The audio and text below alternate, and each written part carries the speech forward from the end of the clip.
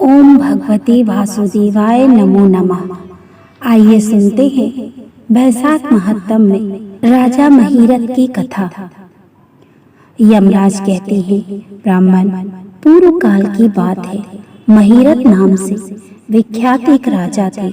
उन्हें अपने पूर्व जन्म के पुण्यों के फलस्वरूप प्रचुर ऐश्वर्य और संपत्ति प्राप्त हुई थी, परंतु राजा राजलक्ष्मी का सारा भार मंत्री पर रखकर स्वयं विषय भोग में आसक्त रह रहे थे। वे ना तो प्रजा की ओर दृष्टि डालते थे और ना ही धन की ओर।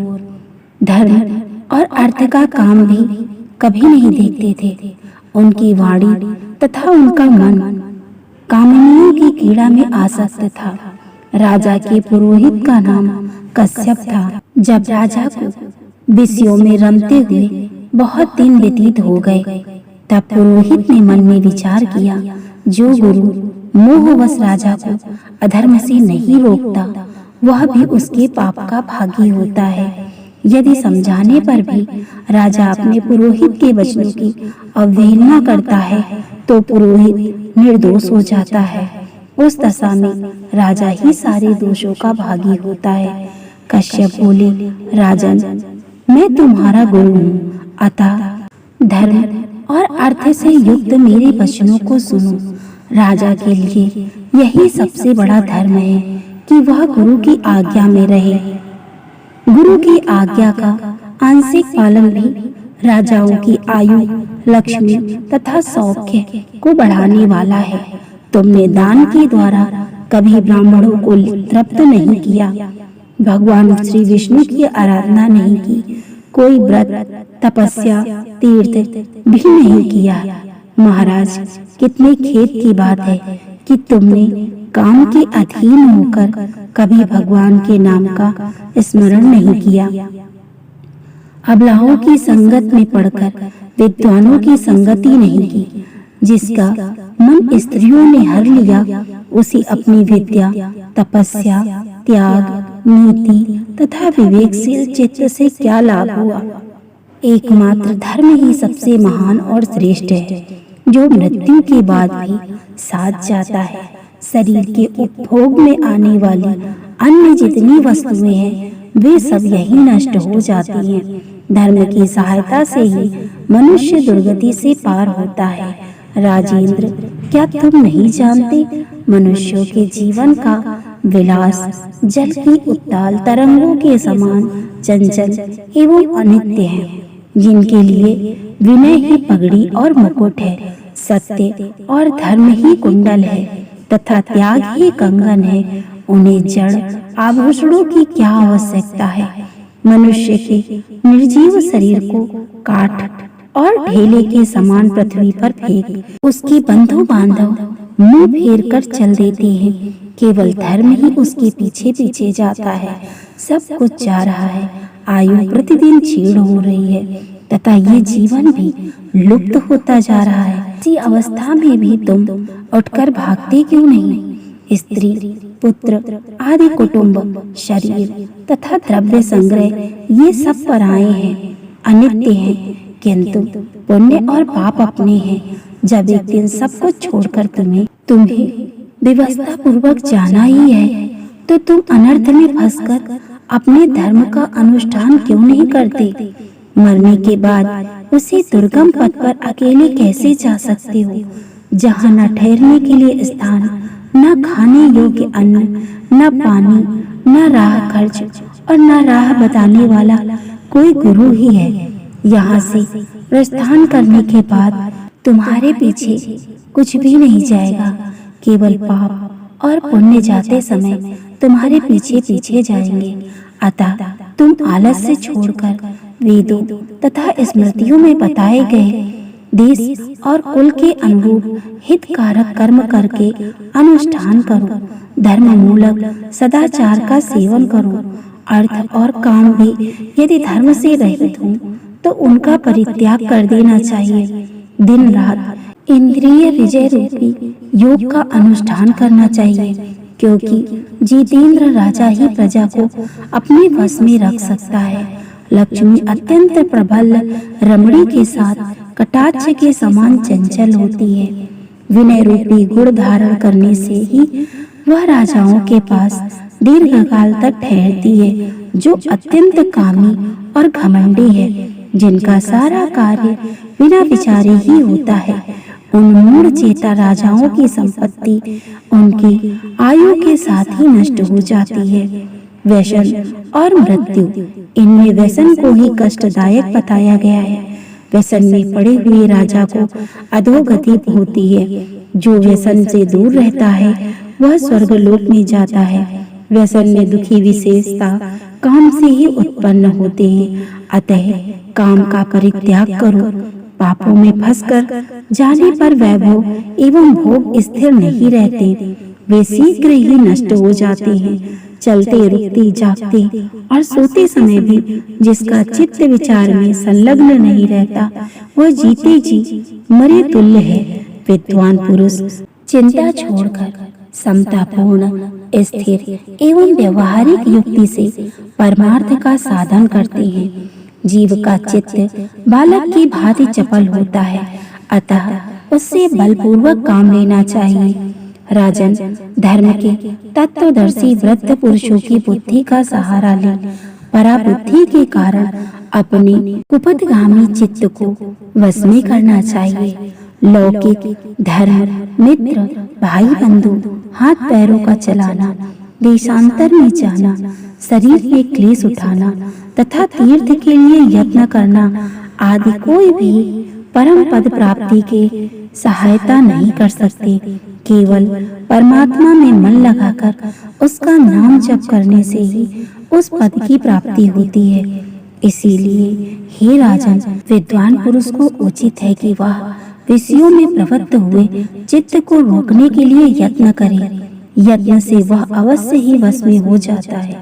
यदि मनुष्य मोह में पड़ जाए, स्वयं विचार करने में असमर्थ हो जाए, तो उसे विद्वान सूदों के पास जाकर प्रश्न करना चाहिए। वे पूछने पर यथोचित कर्तव्य का उपदेश देते हैं। कल्याण की इच्छा रखने वाले को हर एक उपाय से काम और क्रोध का निग्रह करना चाहिए, क्योंकि वे दोनों कल्याण का विघात करने के लिए उद्यत रहते हैं। काम बड़ा बलवान है, वह शरीर के भीतर रहने वाला महान शत्रु है। श्रेय की अभिलाषा रखने वाले पुरुष को उसके अधीन नहीं बोलना चाहिए। अतः विधि पूर्वक पालन किया हुआ धर्म ही सबसे श्रेष्ठ है। इसीलिए तुम धैर्य धारण करके धर्म का ही आचरण करो। ये श्वास बड़ा चंचल है, जीवन उसी के अधीन है। ऐसी स्थिति में भी कौन मनुष्य धर्म के आचरण में विलंब करेगा। राजन, जो वृद्धावस्था को प्राप्त हो चुका है, उसका चित्त भी इन निषिद्ध विषयों की ओर से नहीं हटता। हाय, ये कितनी शोक की बात है पृथ्वीनाथ, इस काम के मोह में पड़कर तुम्हारी सारी उम्र व्यर्थ बीत गई। अब भी तो तुम अपने हित साधनों में लगे। राजन, तुम्हारे लिए सर्वोत्तम हित की बात कहता हूँ, क्योंकि मैं तुम्हारा पुरोहित और तुम्हारे भले बुरे कर्मों का भागी हूँ। मुनीश्वरों ने ब्रह्म हत्या, सुरापान, चोरी, गुरुपत्नी गमन आदि महापातक बताए हैं। उनमें से मनुष्यों द्वारा मन, वाणी और शरीर से किए हुए जो पाप है, उन्हें वैशाख मास समाप्त कर देता है। जैसे सूर्य अंधकार का नाश करता है, उसी प्रकार वैशाख मास महारूपी महान अंधकार को सर्वथा नष्ट कर डालता है। इसीलिए तुम विधि पूर्वक वैशाख व्रत का पालन करो। राजन, मनुष्य वैशाख मास की विधि के अनुष्ठान द्वारा होने वाले पुण्य के प्रभाव से जन्म भर के किए हुए घोर पापों का परित्याग करके परम धाम को प्राप्त होता है। इसीलिए महाराज, तुम भी इस वैशाख मास में प्रातः स्नान करके विधि पूर्वक भगवान मधुसूदन की पूजा करो। जिस प्रकार कूटने छाटने की क्रिया से चावल की भूसी छूट जाती है, मांजने से तांबे की कालिक मिट जाती है, उसी प्रकार शुभ कर्म का अनुष्ठान करने से पुरुष के अंतःकरण का मल धुल जाता है।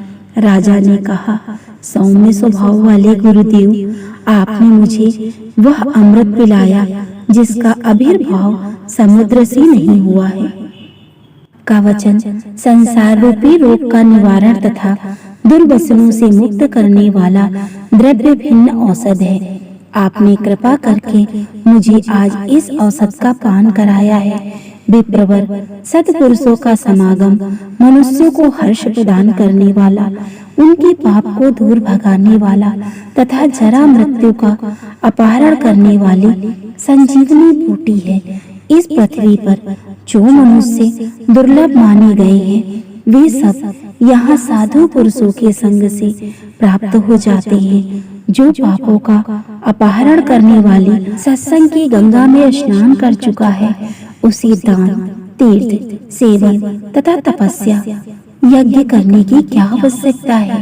प्रभु, आज के पहले मेरे मन में जो भाव उठते थे, वे सब केवल काम सुख के प्रति लोभ उत्पन्न करने वाले थे। परंतु आज आपके दर्शन से तथा आपके वचन सुनने से उनमें विपरीत भाव आ गया। मूर्ख मनुष्य एक जन्म के सुख के लिए हजारों जन्मों का सुख नष्ट करता है और विद्वान पुरुष एक जन्म से हजारों जन्म बना लेते हैं। हाय हाय, कितने खेद की बात है कि मुझ मूर्ख ने अपने मन को सदा काम जनित रस के आस्वादन सुख में ही फंसाए रखने के कारण भी कुछ भी आत्म कल्याण का कार्य नहीं किया। ओहो, मेरे मन का कैसा मोह है जिससे मैंने स्त्रियों के फेर में पड़कर अपनी आत्मा को घोर विपत्ति में डाला, जिसका भविष्य अत्यंत दुखमय है तथा जिससे पार पाना बहुत कठिन है। भगवान, आपने स्वतः संतुष्ट होकर अपनी वाणी से मुझे मेरी स्थिति का बोध करा दिया। अब उपदेश देकर मेरा उद्धार कीजिए। पूर्व जन्म में मैंने कोई पुण्य किया था जिससे आपने मुझे बोध कराया। विशेषता आपके चरणों की धूलि से आज मैं पवित्र हो गया। वक्ताओं में श्रेष्ठ अब आप मुझे वैशाख मास की विधि बताइए। कश्यप जी बोले, राजा, बुद्धिमान पुरुष को चाहिए कि वह बिना पूछे अथवा अन्याय पूर्वक पूछने पर किसी को उपदेश ना दे। लोक में जानते हुए भी जड़वत अनजान की भांति आचरण करे, परंतु विद्वानों, शिष्यों, पुत्रों और श्रद्धालु पुरुषों को उनके हित की बात कृपा पूर्वक बिना पूछे भी बतानी चाहिए। राजन, इस समय तुम्हारा मन धर्म में स्थित हुआ, अतः तुम्हें वैशाख स्नान के उत्तम व्रत का पालन कराऊंगा। तदंतरम पुरोहित कश्यप ने राजा महीरथ से वैशाख मास के स्नान, दान तथा पूजन कराया। शास्त्र में वैशाख स्नान की जैसी विधि उन्होंने देखी थी, उसका पूरा पूरा पालन कराया। राजा महीरथ ने भी गुरु की प्रेरणा से उस समय विधि पूर्वक सब नियमों का पूरा पूरा पालन किया। राजा महीरथ ने भी गुरु प्रेरणा से उस समय विधि पूर्वक सब नियमों का पालन किया तथा माधव मास को जो जो विधि विधान उन्होंने बताया वह सब आदर पूर्वक सुना। उन नृपश्रेष्ठ ने प्रातः काल स्नान करके भक्ति भाव के साथ पाद्य और अर्घ आदि देकर श्री हरि का पूजन किया और नैवेद्य का भोग लगाया। यमराज बोले, ब्राह्मण, तत्पश्चात राजा के ऊपर काल की दृष्टि पड़ी। अधिक मात्रा में रति का सेवन करने से उन्हें क्षय रोग हो गया था, जिससे उनका शरीर अत्यंत दुर्बल हो गया। अंतोगत्वा उनकी मृत्यु हो गई। उस समय मेरे तथा भगवान विष्णु के दूत भी उन्हें लेने पहुँचे। विष्णु दूतों ने कहा, ये राजा धर्मात्मा है। यूं कहकर मेरे सेवकों को डांटा और स्वयं राजा को विमान पर बिठाकर वे बैकुंठ में ले गए। वैशाख मास में प्रातः काल स्नान करने से राजा का पातक नष्ट हो चुका था। भगवान विष्णु के दूत अत्यंत चतुर होते हैं। वे भगवान की आज्ञा के अनुसार राजा महीरथ को नरक मार्ग के निकट से लेकर चले। जाते जाते राजा ने नरक में पकाए जाने के कारण घोर चित्कार करने वाले नरकीय जीवों का अर्थनाद सुना। कड़ाह में डालकर औटाए जाने वाले पापियों का क्रंदन बड़ा भयंकर था। सुनकर राजा को बड़ा विस्मय हुआ। वे अत्यंत दुखी होकर दूतों से बोले कि जीवों की कराहने की ये भयानक आवाज क्यों सुनाई दे रही है? इसमें क्या कारण है? आप लोग सब बातें बताने की कृपा करें। विष्णुदूत बोले, जिन प्राणियों ने धर्म की मर्यादा का परित्याग किया, जो पापचारी एवं पुण्यहीन है, वे तामिस्त्र आदि भयंकर नरकों में डाले जाते हैं। पापी मनुष्य प्राण त्यागने के पश्चात यमलोक के मार्ग में आकर भयानक दुख भोगते हैं। यमराज के भयंकर दूत उन्हें इधर उधर घसीटते हैं और वे अंधकार में गिर पड़ते हैं। उन्हें आग में जलाया जाता है। उनके शरीर में कांटे चुभ जाते हैं। उनको आरी से चीरा जाता है तथा वे भूख प्यास से पीड़ित रहते हैं। पीप और रक्त की दुर्गंध के कारण उन्हें बार बार मूर्छा आ जाती है। कहीं वे खौलते हुए तेल में औटाए जाते हैं, कहीं उन पर मूसलों की मार पड़ती है और कहीं तपाए हुए लोहे की सिलाओं पर डालकर उन्हें पकाया जाता है। कहीं वमन, कहीं पीप और कहीं रक्त उन्हें खाने को मिलता है। मुर्दों की दुर्गंध से भरे हुए करोड़ों नरक हैं, जहाँ सरपत्र वन है, शिलापात के स्थान है, जहाँ पापी शिलाओं पर पटके जाते हैं तथा वहाँ की समतल भूमि भी आग से तपी हुई होती है। इसके सिवा गर्म लोहे, खौलते हुए तेल के, मैदे के तपे हुए स्तंभ के तथा कोट सालमली नाम के भी नरक हैं। छुरे, कांटे, कील तथा उग्र ज्वाला के कारण क्षोभ एवं भय उत्पन्न करने वाले बहुत से नरक हैं। कहीं तपी हुई वैतरणी नदी है तो कहीं पीप से भरे हुए अनेकों कुंड हैं। इन सब में पृथक पृथक पापियों को डाला जाता है। कुछ नरक ऐसे हैं जो जंगल के रूप में हैं। वहाँ के पत्ते तलवार की धार के समान तीखे हैं, इसी से उन्हें असिपत्रवन कहते हैं। वहाँ प्रवेश करते हुए नर नारियों के शरीर कतनी और छिलने लगते हैं। कितने ही नरक घोर अंधकार तथा आग की लपटों के कारण अत्यंत दारुण प्रतीक होते हैं। इनमें बार बार यातना भोगने के कारण पापी जीवन नाना प्रकार के स्वरों में रोते हुए विलाप करते हैं। राजन, इस प्रकार शास्त्र विरुद्ध कर्म करने वाले पापी जीव कराहते हुए नरक यातना का कष्ट भोग रहे हैं। उन्हीं का ये क्रंदन हो रहा है। सभी प्राणियों को अपने पूर्वकृत कर्मों का भोग भोगना पड़ता है। पराई स्त्रियों का संग प्रसन्नता के लिए किया जाता है, किंतु वास्तव में वह दुख ही देने वाला होता है। 2 घड़ी तक किया हुआ विषय सुखद का आस्वादन अनेकों कल्पों तक दुख देने वाला होता है। राजेंद्र, तुमने वैशाख मास में प्रातः स्नान किया है। उसकी विधि का पालन करने से तुम्हारे शरीर पावन बन गया है।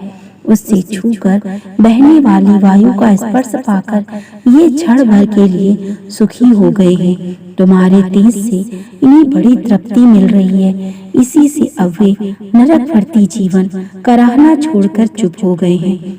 पुण्यवानों का नाम भी यदि सुना या उच्चारण किया जाए तो सुख का साधक होता है तथा उसे छूकर चलने वाली वायु भी शरीर में लगने पर बड़ा सुख देती है।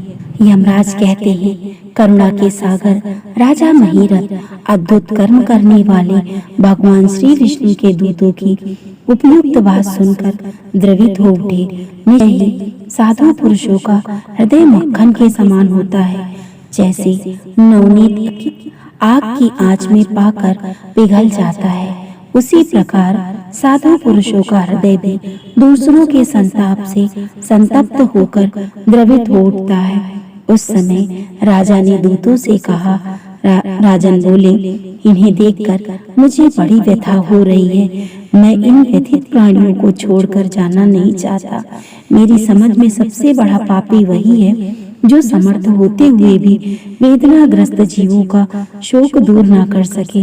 यदि मेरे शरीर को छूकर बहने वाली वायु के स्पर्श से ये जीव सुखी हुए हैं, तो आप लोग मुझे उसी स्थान पर ले चलिए, क्योंकि जो चंदन वृक्ष की भांति दूसरों के ताप दूर करके उन्हें आदादित करते हैं तथा जो परोपकार के लिए स्वयं कष्ट उठाते हैं, वे पुण्य आत्मा हैं। संसार में वे ही संत हैं जो दूसरों के दुखों का नाश करते हैं तथा पीड़ित जीवों का पीड़ा दूर करने के लिए जिन्होंने अपने प्राणों को तिनकों के समान निछावर कर दिया है।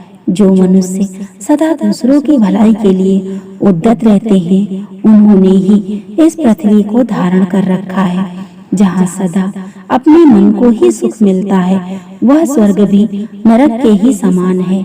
अतः साधु पुरुष सदा सदा दूसरों के सुख में ही सुखी होते हैं। यहाँ नरक में गिरना अच्छा, प्राणों से वियोग ही हो जाना अच्छा, किंतु पीड़ित जीवों को पीड़ा दूर किए बिना एक क्षण भी सुख भोगना अच्छा नहीं है। दूत बोले, राजन, पापी पुरुष अपने कर्मों का फल भोगते हुए भयंकर नरक में पकाए जाते हैं। जिन्होंने दान, होम अथवा पुण्य तीर्थ में स्नान किया है, मनुष्यों का उपकार तथा कोई उत्तम पुण्य नहीं किया, वे ही परमलोक में आने पर घोर नरकों में पकाए जाते हैं। जिनका शील स्वभाव दूषित है, जो दुराचारी, व्यवहार में निंदित, दूसरों की बुराई करने वाले एवं पापी हैं, वे ही नरकों में पड़ते हैं। जो पापी अपनी मर्द भेदी वचनों से भी दूसरों का हृदय विदीर्ण कर डालते हैं तथा जो पराई स्त्रियों के साथ विहार करते हैं, वे नरकों में पकाए जाते हैं। महाभाग भोपाल, आओ अब भगवान के धाम को चले। तुम पुण्यवान हो, अतः अब तुम्हारा यहाँ ठहरना उचित नहीं है। राजन ने कहा, विष्णु दूतगण, यदि मैं पुण्य आत्मा हूँ तो इस महाभयंकर यातना मार्ग में कैसे लाया गया? मैंने कौन सा पाप किया तथा किस पुण्य के प्रभाव से विष्णु धाम को जाऊंगा? आप लोग मेरे इस संशय का निवारण करें। दूत बोले, राजन, तुम्हारा मन काम के अधीन हो रहा था, इसीलिए तुमने कोई पुण्य यज्ञ अनुष्ठान अथवा यज्ञ विशिष्ट अन्न का भोजन नहीं किया, इसीलिए तुम्हें इस मार्ग से लाया गया। किंतु लगातार 3 वर्षों तक तुमने अपने गुरु की प्रेरणा से वैशाख अमरा में विधि पूर्वक प्रातः स्नान किया तथा महापापों और अति पापों की राशि का विनाश करने वाले भक्त वत्सल विश्वेश्वर भगवान मधुसूदन की भक्ति पूर्वक पूजा की है। ये सब पुण्यों का सार है। केवल इस एक ही पुण्य से तुम देवताओं द्वारा पूजित होकर श्री विष्णु धाम को ले जाए जा रहे हो। नरेश्वर, जैसे एक ही चिंगारी पड़ जाने से तिनकों की राशि भस्म हो जाती है, उसी प्रकार वैशाख में प्रातः स्नान करने से पाप राशि का विनाश हो जाता है।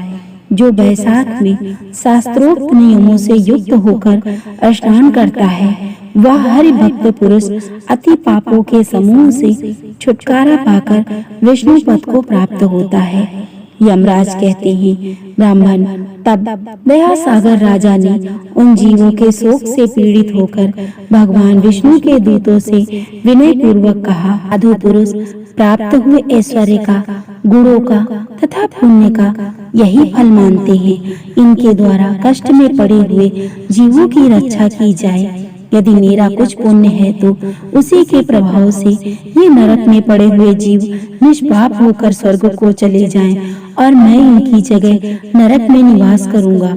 राजा के ऐसे वचन सुनकर श्री विष्णु के मनोहर दूत उनके सत्य और उदारता पर विचार करते हुए इस प्रकार बोले, राजन, इस दया रूप धर्म के अनुष्ठान से तुम्हारे संचित धर्म की विशेष वृद्धि हुई है। तुमने वैशाख मास में जो स्नान, दान, जप, होम, तप और देव पूजन आदि कर्म किए हैं, वे अक्षय फल देने वाले हो गए। जो वैशाख मास में स्नान दान करके भगवान का पूजन करता है, वो सब कामनाओं को प्राप्त होकर श्री विष्णु धाम को जाता है। एक और तप, दान और यज्ञ आदि की शुभ क्रियाएं एक और विधि पूर्वक आचरण में लाया हुआ वैशाख मास का व्रत हो तो यह वैशाख मास ही महान है। राजन, वैशाख मास के एक दिन भी जो पुण्य है वो तुम्हारे लिए सब दानों से बढ़कर है। दया के समान धर्म, दया के समान तप, दया के समान दान और दया के समान कोई मित्र नहीं। पुण्य का दान करने वाला मनुष्य सदा लाख गुना पुण्य प्राप्त करता है। विशेषता तुम्हारी दया के कारण ही धर्म की अधिक वृद्धि हुई है। जो मनुष्य दुखित प्राणियों का दुख से उद्धार करता है वही संसार में पुण्य आत्मा है। उसे भगवान नारायण के अंश से उत्पन्न समझना चाहिए। वीर, वैशाख मास की पूर्णिमा को तीर्थ में जाकर जो तुमने सब पापों का नाश करने वाला स्नान दान आदि पुण्य किया है उसे विधिवत भगवान श्री हरि को साक्षी बनाकर 3 बार प्रतिज्ञा करके इन पापियों के लिए दान कर दो, जिससे ये नरक से निकलकर स्वर्ग को चले जाएं। हमारा तो ऐसा विश्वास है कि जो पीड़ित जंतुओं को शांति प्रदान करने से जो आनंद मिलता है उसे मनुष्य स्वर्ग और मोक्ष में भी नहीं पा सकता। सौम्य, तुमने बुद्धि, दया एवं दान में भी दृढ़ है। इसे देखकर हम लोगों को भी उत्साह होता है। राजन, यदि तुम्हें अच्छा जान पड़े तो अब बिना विलंब किए इन्हें वह पुण्य दान करो और जो नरक यातना के दुखों को दुग्ध करने वाला है। विष्णु दूतों के यूं कहने पर दयालु राजा महीरथ ने भगवान गदाधर को साक्षी बनाकर 3 बार प्रतिज्ञा पूर्वक संकल्प करके उन पापियों के लिए अपना पुण्य अर्पण किया। वैशाख मास के एक दिन के पुण्य का दान करने पर वे सभी जीव यम यातना के दुख से मुक्त हो गए। फिर अत्यंत हर्ष में भरकर वे श्रेष्ठ विमान पर आरूढ़ हुए और राजा की प्रशंसा करते हुए उन्हें प्रणाम करके स्वर्ग को चले गए। इस दान से राजा को विशेष पुण्य की प्राप्ति हुई। मुनियों और देवताओं का समुदाय उनकी स्तुति करने लगा तथा वे जगदीश्वर श्री विष्णु के पार्षदों द्वारा अभिवंदित होकर उस परम पद को प्राप्त करते हुए बड़े बड़े योगियों के लिए भी दुर्लभ है। दुष्श्रेष्ठ, ये वैशाख मास और पूर्णिमा का कुछ महत्तम यहाँ थोड़े में बतलाया गया है। ये धन, यश, आयु तथा परम कल्याण प्रदान करने वाला है। इतना ही नहीं, इससे स्वर्ग तथा लक्ष्मी की भी प्राप्ति होती है। यह प्रशंसनीय महत्तम अंतःकरण को शुद्ध करने वाला और पापों को धो डालने वाला है। माधव मास का ये महत्तम भगवान माधव को अत्यंत प्रिय है। राजा महीरथ का चरित्र और हम दोनों का संवाद सुनने, पढ़ने और विधि पूर्वक अनुमोदन करने से मनुष्य को भगवान की भक्ति प्राप्त होती है, जिससे समस्त क्लेशों का नाश हो जाता है। सूत जी कहते हैं, धर्मराज की ये बात सुनकर वह ब्राह्मण उन्हें प्रणाम करके चला गया। उसने भूतल पर प्रतिवर्ष स्वयं तो वैशाख स्नान की विधि का पालन किया, दूसरों को भी कराया। ये ब्राह्मण और यम का संवाद मैंने आप लोगों से वैशाख मास के पुण्यमय स्नान के प्रसंग में सुनाया है। जो इच्छित होकर वैशाख मास के महत्तम का श्रवण करता है वह सब पापों से मुक्त होकर श्री विष्णु के परम पद को प्राप्त करता है। नमो नारायण। यदि आपको ये कथाएं पसंद आ रही ऐसी ही और वीडियो देखने के लिए मेरे चैनल को लाइक, शेयर, सब्सक्राइब जरूर करें और हाँ, कमेंट में राधे राधे अवश्य लिखें।